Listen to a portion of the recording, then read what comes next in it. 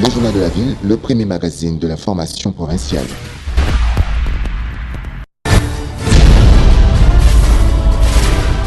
Tout de suite, le journal.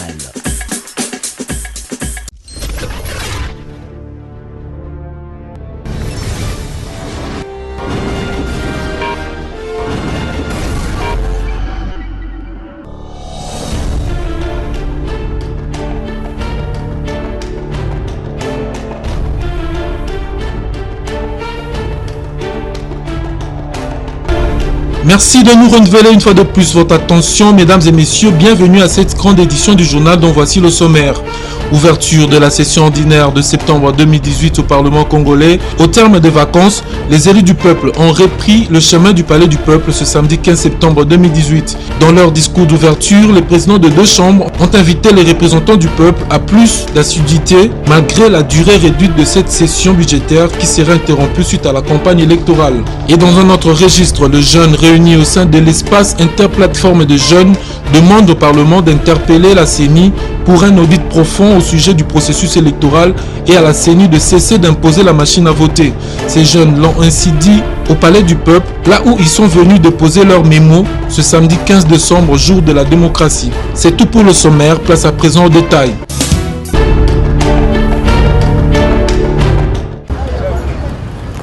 Un culte d'action de grâce a été dit en la cathédrale du Centenaire le vendredi 14 septembre afin de présenter officiellement le regroupement politique Amour, Avenir, Paix en sigle AAP.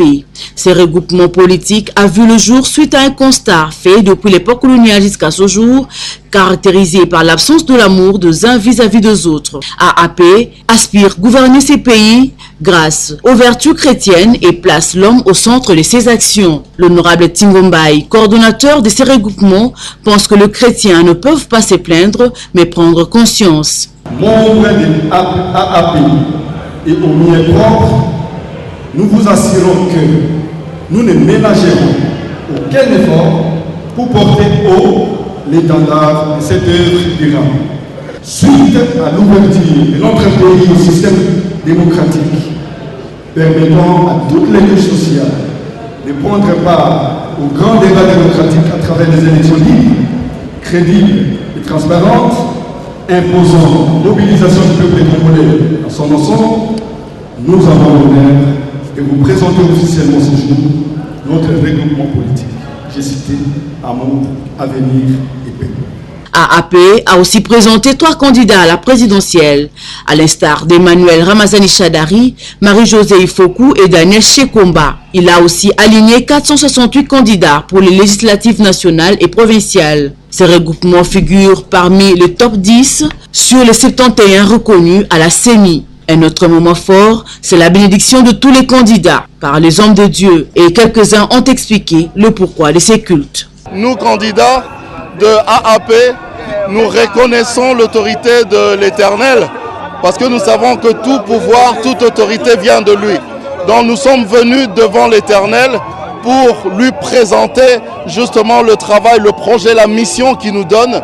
Et nous sommes venus à l'église aussi pour recevoir de lui la bénédiction dont nous avons besoin. Quand la Bible nous dit que c'est lui qui est grand, celui qui est élevé, c'est les serviteurs des autres. Et quand tu viens non pas pour te servir, mais pour servir les autres. C'est une grande valeur que toute autorité, tout dirigeant doit inculquer et le mettre en pratique pour le bien-être de son peuple. Le tout s'est clôturé par un refrain de la chanson « Que le Congo sera sauvé ».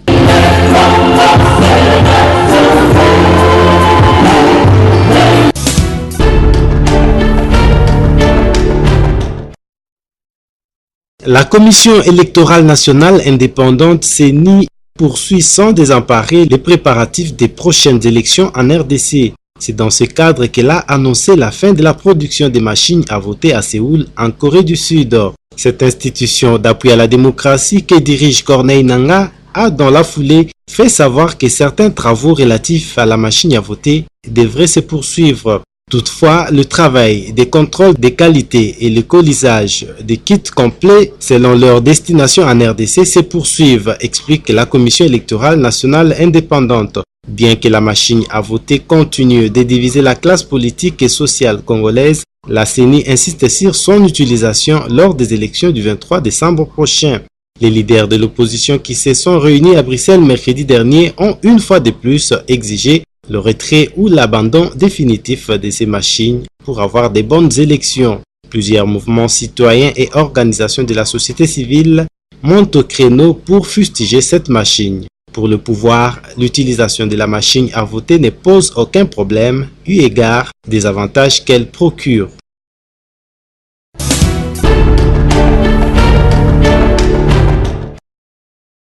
La République démocratique du Congo vit sa 10e épidémie à virus Ebola. Raison pour laquelle, ce vendredi 14 septembre, les personnels de santé de la clinique Galema ont assisté à une matinée scientifique autour du thème « La maladie à virus Ebola et la santé au travail » organisée par les comités scientifiques et hygiène ainsi que d'autres comités en collaboration avec le ministère de la Santé publique. L'objectif de cette conférence était de rappeler quelques notions importantes sur la sécurisation des professionnels de santé pendant la prise en charge des patients contaminés par le virus Ebola. Le ministre de la Santé a félicité les organisateurs pour cette initiative afin d'éviter toute transmission grâce aux fondamentaux, c'est-à-dire éviter la mort évitable. Les intervenants choisis étaient de taille à l'instar du docteur Mouyembe, docteur Jean-Marie Kayembe, professeur Aouka, docteur Aruna, docteur Isabelle Lumbwe ainsi que tant d'autres. Ils ont tous insisté sur l'hygiène et les lavages de mains. Les intervenants et participants ayant suivi avec beaucoup d'intérêt cette activité se sont réjouis vu que la maladie à virus Ebola reste d'actualité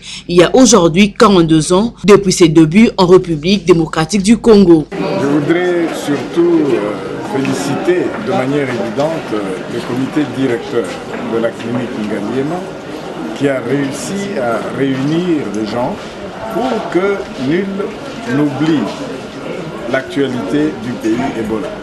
Ça se passe aujourd'hui dans le nord-est du pays, mais aujourd'hui, avec les moyens de communication, les moyens de déplacement, le nord-est et la capitale, c'est un vol d'oiseau, 1 heure qui nous sépare de ce coin.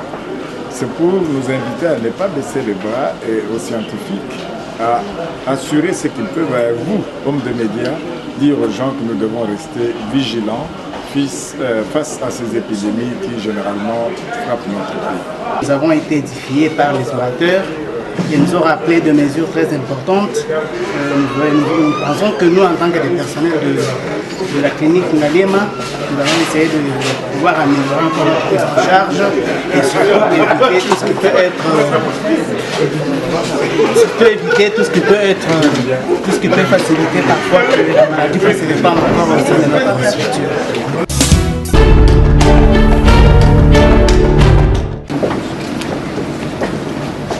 Ayant ouvert le travaux de la journée scientifique sur le maladie à virus Ebola et la santé au travail, c'est vendredi 14 septembre à la clinique Ngalema, le médecin directeur de cette institution de santé, Roger Congo, s'est donné le devoir de s'associer avec le gouvernement de la République pour lutter et combattre cette épidémie qui sévit en RDC il y a aujourd'hui 42 années. Pour le docteur Roger Congo, cette conférence se veut un carrefour d'informations et de réflexions sur le maladie à virus Ebola. Cette rencontre s'inscrit dans un cadre d'échange et de réflexion autour d'une épidémie meurtrière qui sévit 42 ans durant dans notre pays. Nous citons la maladie à virus Ebola.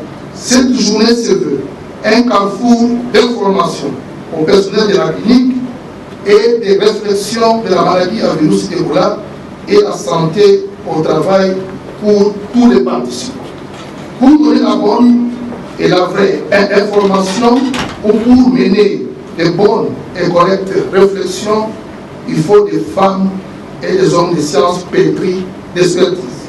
Il a aussi annoncé les différents imminents intervenants. Il s'agit de professeur Mouyembe, professeur Aouka, professeur Kayembe Jean-Marie, docteur Aruna, docteur Ngoï Guillaume, docteur Moanouka et docteur Lumbwe Isabelle.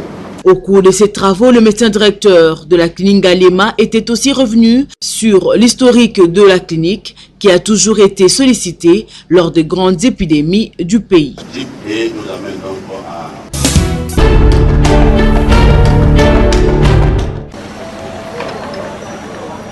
Le ministre des Infrastructures, Travaux publics et Reconstruction, Thomas Louaka, a lancé ce lundi 10 septembre les travaux de réhabilitation de la route Bongolo. Tout a commencé par les curages de la rivière Kalamou pour mieux réaliser ces travaux.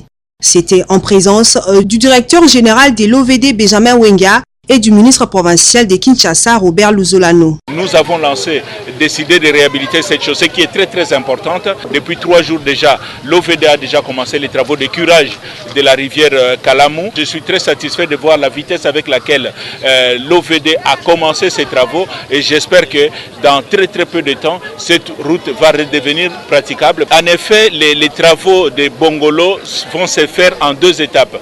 La première étape, c'est la réhabilitation de la chaussée pour permettre à ce que la population puisse vaquer à ses occupations. La deuxième étape de ces chantiers, ce serait justement, on va casser les ponts Bongolo et les surélever parce que le pont actuellement est trop bas. Papin Pungu, l'une des personnes ayant plaidé pour la réhabilitation de cette artère, s'est dit satisfait du début des travaux. Nous sommes aujourd'hui très contents que le ministère des Infrastructures puisse lancer les travaux à travers l'OVD et aujourd'hui nos compatriotes, les jeunes de l'avenue Bongolo vont vivre la modernité de cette avenue. Le pont sera élevé, tous les caniveaux seront débouchés et quand il y aura la pluie, pendant tout ce temps, s'il y avait des pleurs, cette fois-ci nous vous dirions que dans notre avenue Bongolo, que lorsqu'il y a la pluie, qu'il y ait la joie. En tout cas pour ça, nous remercions le président Joseph Kabila Kabange. Notons que ces travaux de réhabilitation de la route Bongolo seront exécutés par l'Office de voirie et drainage et financés par le gouvernement central.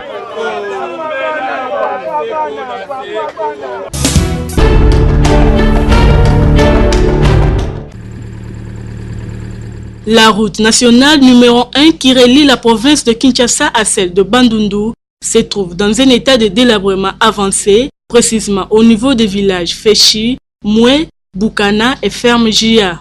Les habitants de ces coins de la capitale se plaignent de l'impraticabilité de cette voirie urbaine du fait que la route n'est pas asphaltée.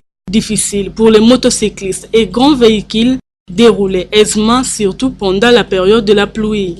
Vu l'importance que joue cette route dans la desserte agricole, les habitants de ces villages plaident pour sa réhabilitation.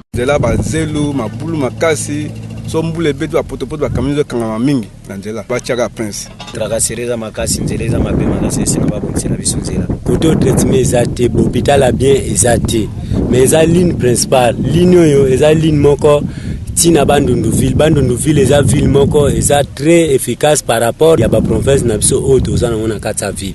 Donc esengeli ba soutenir nzela oyo batela biso hôpital bien population pe koto oyo emeko zo pe kamwa soutien ya bien na banzela ya hôpital bekoli makambo ebele. Hormis le mauvais état de la route, cette population est butée à plusieurs problèmes, notamment le manque de moyens de transport adéquats, l'accès à l'eau potable, le manque des hôpitaux qui occasionne le non-accès aux soins de qualité, causant plusieurs maladies, notamment la malnutrition chez les enfants, comme on peut le constater dans ces images. L'hôpital wana vraiment est insuffisant, donc tibalabo mwana asali fièvre okene na hôpital basali examen au malaria tiba traité après 4 jours fièvre zongi après okena eli susu basali examen ndenge moko loko les osimbate il faut na bimaneti na centre ville. Espérons que les cris de détresse des habitants de Maluku, village Féchi, Moué, Bukana et Ferme Jia seront entendus par les autorités compétentes.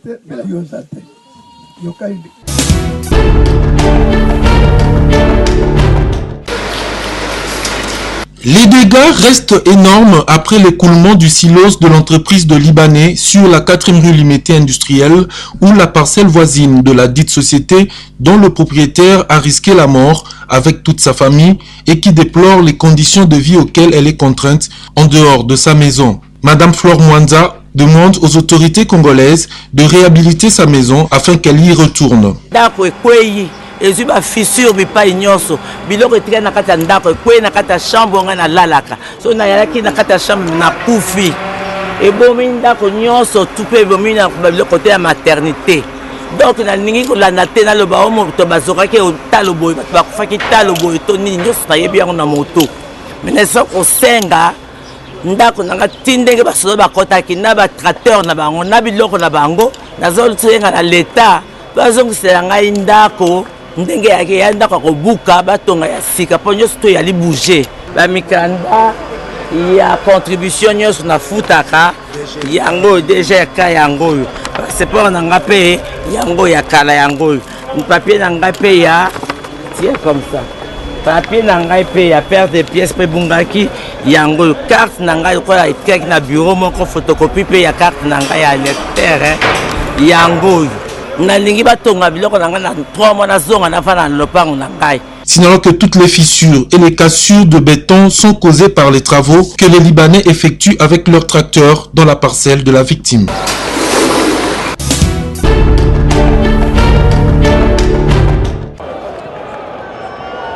C'est ce dimanche 16 septembre 2018 que se tiendra au Stade des Martyrs de Kinshasa la rencontre entre l'association sportive Vita Club de Kinshasa et Renaissance Berkane du Maroc. Match comptant pour les quarts de finale aller de la Coupe de la Confédération de la CAF. Abordés au sujet de cette rencontre, les supporters des Dauphins Noirs trouvés aux alentours du Stade des Martyrs se disent optimistes quant à l'issue du match qui opposera leur club chéri au club marocain. Ils croient tout de même en la victoire de V Club. Nous sommes en pleine préparation. Vous voyez comment la température est en train de monter. Donc il n'y a pas tellement de problème. Les jeunes gens sont conscients de l'enjeu. Ils savent qu'ils doivent mouiller le Varèse le dimanche. Donc avec le public, avec les supporters, nous serons prêts pour affronter cette équipe-là. Ça ne sera pas facile, c'est à eux de mouiller le Varèse. Les comités sont en train de se préparer, de mettre le moyen pour que le match soit effectivement une réussite. Nous devons tout faire pour ne pas encaisser, prendre une avance. Même si le match doit se jouer en 2 phases, mais nous devons être sérieux, relever le niveau, être conscients, avoir ce moral pour aborder ce match. Par ailleurs, ils invitent les autres supporters de venir nombreux apporter leur soutien au vert et noir. Avec le vraiment ébélé. Moi j'espère que Victoire est derrière. Il va soutenir l'équipe à 100%. Va l'embattre, donc va derrière Vita à 100%. Vraiment j'espère que Vita va gagner le match. Beta Coupe d'Afrique, donc tout ça, sûr que tu vas champion à la Coupe d'Afrique. Il convient de noter que c'est à partir de 15h heure de Kinshasa que le coup d'envoi de ce match sera donné, que le meilleur l'emporte.